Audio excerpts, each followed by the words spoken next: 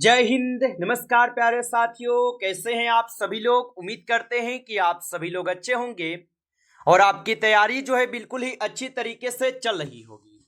तो प्यारे साथियों, आज की इस क्लास में हम सभी लोग जो है सीजी प्री डीएलएड एग्जाम 2026 के लिए जो है साथियों टॉप ऐसे इंपोर्टेड और चुनिंदे प्रश्नों को देखने वाले हैं जो कि आपके 4 जून के एग्जाम के लिए काफी ही इंपोर्टेंट है।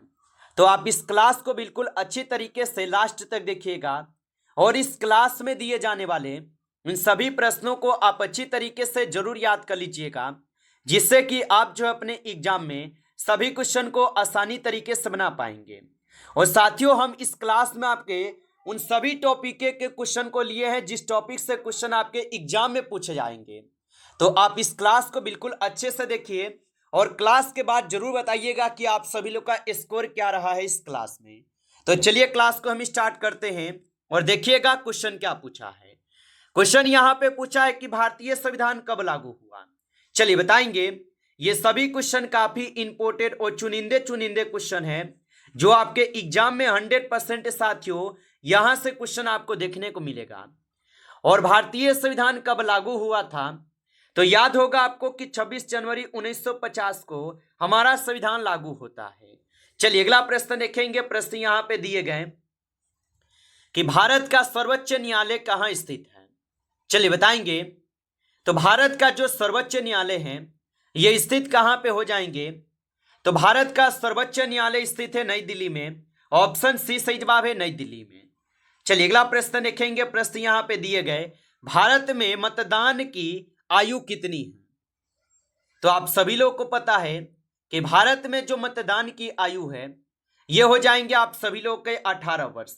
ऑप्शन यहां पे 20 सही जवाब है, 18 वर्ष होगा। आगे देखेंगे। अगला प्रश्न यहां पे है पृथ्वी का सबसे बड़ा महासागर कौन सा है। चलिए बताएंगे आप कि पृथ्वी का सबसे बड़ा महासागर कौन सा है, तो याद रखेंगे प्रशांत महासागर है। ऑप्शन सी सही जवाब है, प्रशांत महासागर। चलिए अगला प्रश्न देखेंगे। यहां पे 5 नंबर प्रश्न है और 5 नंबर प्रश्न क्या पूछा गया है कि भारत की सबसे लंबी नदी जो है कौन सी है।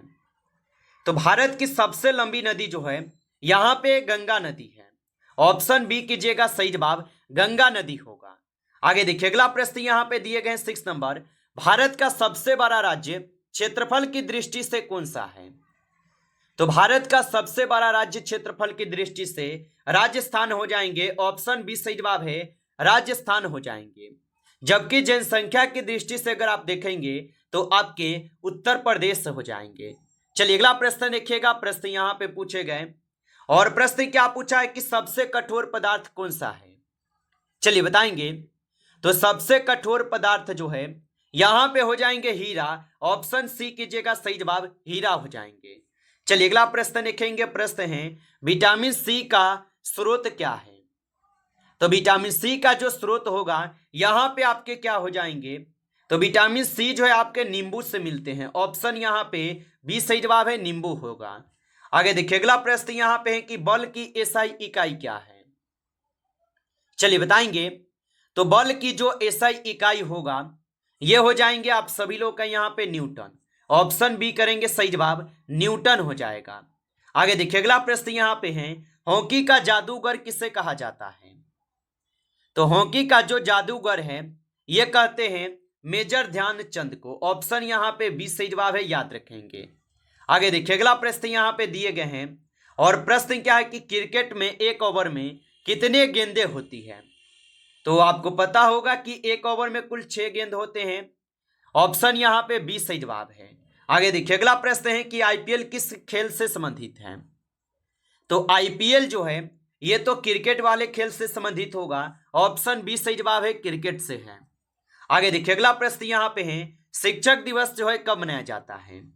साथियों कुल आपके 50 क्वेश्चन कराएंगे इस क्लास में, इसीलिए थोड़ा हम सभी लोग जो है आपको थोड़ा फास्ट ही क्लास कराएंगे ताकि जल्द से जल्द इस 50 क्वेश्चन को हम रिवीजन कर पाए। और बताइए कि शिक्षक दिवस कब मनाया जाता है, तो आपका सही जवाब रहेंगे 5 सितंबर को। ऑप्शन ए सही जवाब है। आगे देखेंगे अगला प्रश्न है विश्व पर्यावरण दिवस जो है कब मनाया जाता है। चलिए बताएंगे। और साथियों नेक्स्ट क्लास में आपको 50 क्वेश्चन चाहिए या कम चाहिए या 100 क्वेश्चन चाहिए? आप लोग कमेंट करेंगे, आपको सबसे ज्यादा क्वेश्चन यहाँ पे हम कराएंगे जितना आप लोग कमेंट करेंगे। तो आप लोग कमेंट करके बताइएगा कितना क्वेश्चन कराएं हम आपको। और विश्व पर्यावरण दिवस कब मनाया जाता है? तो ये मनाए जाते हैं आपके कब? तो आप बताएंगे 5 जून को। ऑप्शन ए सही जवाब है 5 जून को। आगे देखिए अगला प्रश्न यहां पे दिए गए कि अंतर्राष्ट्रीय महिला दिवस कब मनाया जाता है? तो अंतर्राष्ट्रीय महिला दिवस मनाते हैं हम सभी लोग 8 मार्च को। ऑप्शन बी हो जाएगा सही जवाब, 8 मार्च को मनाते हैं। चलिए अगला प्रश्न यहां पे है, चंद्रयान-3 किस संगठन से लॉन्च किया है? तो चंद्रयान-3 जो है ये तो इसरो के द्वारा लॉन्च किए गए थे। ऑप्शन बी यहां पे सही जवाब हो जाएंगे इसरो के द्वारा। चलिए अगला प्रश्न देखेंगे, और प्रश्न पूछा है भारत के वर्तमान प्रधानमंत्री कौन है? तो वर्तमान में आप सभी लोग को पता होगा कि नरेंद्र मोदी जी है, जो अभी भारत के वर्तमान प्रधानमंत्री हैं। चलिए अगला प्रश्न देखेंगे, G20 शिखर सम्मेलन 2023 की मेजबानी किस देश ने की है? इस पे आप 5 स्टार लगा सकते हैं, क्योंकि ये क्वेश्चन ऐसा क्वेश्चन है जो आपके हर एक एग्जाम में देखते हैं, आपको पूछे ही जाते हैं। और G20 शिखर सम्मेलन 2023 की मेजबानी अगर देखें तो यहां पे कौन किए हैं? तो यहां पे किए हुए हैं भारत। ऑप्शन यहां पे सही जवाब है भारत होगा। चलिए अगला प्रश्न यहां पे है कि जल का पर्यायवाची क्या है? तो जल का जो पर्यायवाची होता है ये नीर होता है। ऑप्शन बी सही जवाब है, नीर हो जाएगा। आगे देखिए अगला प्रश्न यहां पे है, सूर्य का पर्यायवाची कौन सा है? तो सूर्य का पर्यायवाची यहां पे क्या होगा? तो सूर्य का दिनकर होगा। ऑप्शन ए सही जवाब है, दिनकर हो जाएगा। चलिए अगला प्रश्न देखेंगे, पृथ्वी का पर्यायवाची कौन सा है? तो पृथ्वी का जो पर्यायवाची होगा ये आपके धारा हो जाएंगे। ऑप्शन ए सही जवाब है, धारा हो जाएंगे।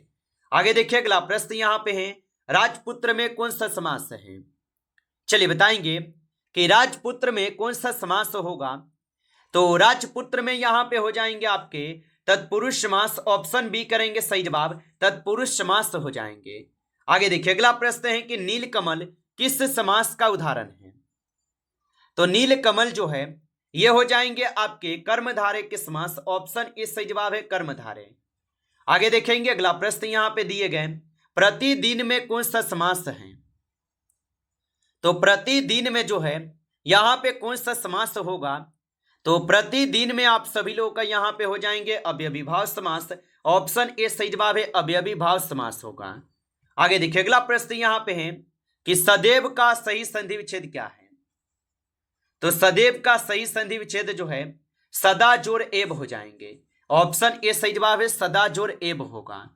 आगे देखिए अगला प्रश्न यहां पे है, ग्रीस का सही संधि विच्छेद क्या है? तो ग्रीस का सही संधि विच्छेद हो जाएंगे गिरी जोड़ ईस। यहां पे क्या होगा? तो ऑप्शन ए यहां पे सही जवाब दिए गए हैं। आगे देखिए अगला प्रश्न यहां पे है, विद्यालय में कौन सी संधि है?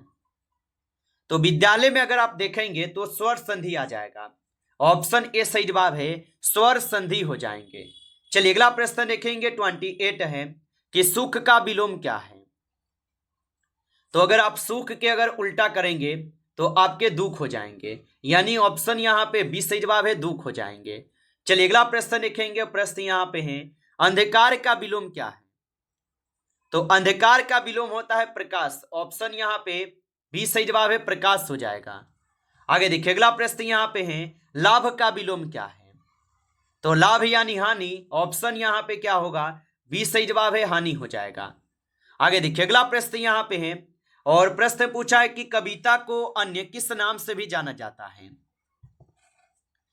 तो यहां पे कविता को अन्य पद के नाम से भी जानते हैं। ऑप्शन यहां पे बी सही जवाब है, पद के नाम से। आगे देखिए अगला प्रश्न यहां पे दिए गए कि रामचरितमानस के रचयिता कौन है? तो रामचरितमानस के रचयिता तुलसीदास हो जाएगा। ऑप्शन बी यहां पे सही जवाब है, तुलसीदास होगा। आगे देखिए अगला प्रश्न है कि कहानी किस विधा में आती है? तो कहानी जो है ये गद्य विद्या में आते हैं। ऑप्शन यहां पे बी सही जवाब है, गद्य में आएगा। आगे देखिए अगला प्रश्न यहां पे है, नाक कटना मुहावरे का अर्थ क्या है? तो नाक कटना यानी अपमान होना। ऑप्शन यहां पे बी सही जवाब है, अपमान होना होगा। चलिए अगला प्रश्न देखेंगे, आंख का तारा होना का अर्थ क्या है? तो आंख का तारा होना का अर्थ होता है प्रिय व्यक्ति, यानी ऑप्शन ए जो यहाँ पे बिल्कुल सही जवाब है, प्रिय व्यक्ति हो जाएंगे। आप अच्छे से इनको याद रखेंगे। चलिए अगला प्रश्न देखेंगे। प्रश्न यहाँ पे दिए गए 26 नंबर कि हाथ पांव फूलना का अर्थ क्या है।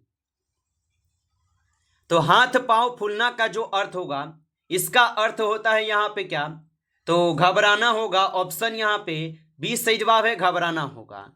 आगे देखिए अगला प्रश्न यहाँ पे दिए गए, पौधे भोजन किस प्रक्रिया से बनाते हैं। तो याद रख लीजिएगा कि पौधा जो ये भोजन बनाते हैं प्रकाश संश्लेषण के द्वारा। ऑप्शन यहाँ पे बी सही जवाब है। आगे देखिए अगला प्रश्न यहाँ पे है कि कोशिका का खोजकर्ता कौन था।